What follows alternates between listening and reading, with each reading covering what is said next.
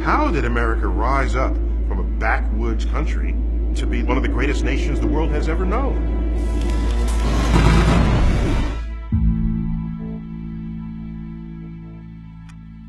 We pioneered industries. And all of this required the greatest innovations in science and technology in the world. And so, science is a fundamental part of the country that we are. But in this, the 21st century, when it comes time to make decisions about science, it seems to me people have lost the ability to judge what is true and what is not. What is reliable, what is not reliable. What should you believe, what should you not believe? And when you have people who don't know much about science, standing in denial of it and rising to power, that is a recipe for the complete dismantling of our informed democracy.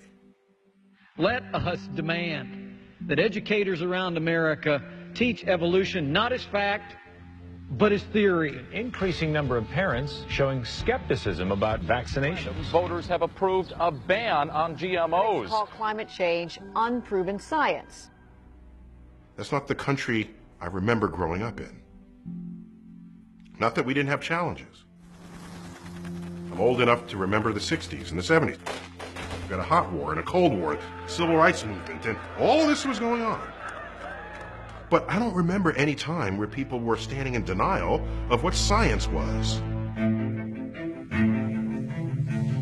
One of the great things about science is that it is an entire exercise in finding what is true. An hypothesis, you test it. I get a result.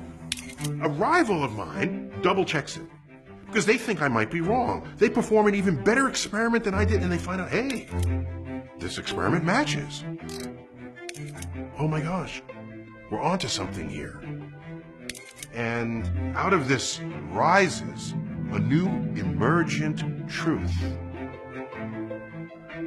It does it better than anything else we have ever come up with as human beings.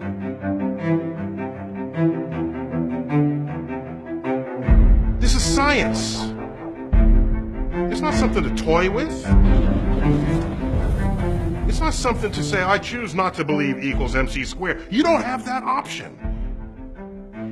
When you have an established scientific emergent truth, it is true whether or not you believe in it. And the sooner you understand that, the faster we can get on with the political conversations about how to solve the problems that face us.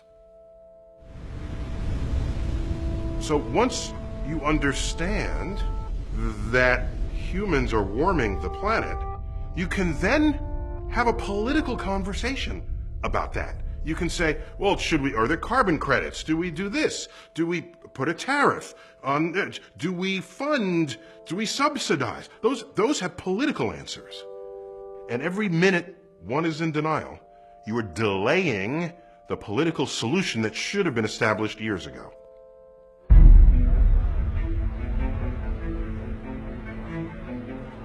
As a voter, as a citizen, scientific issues will come before you.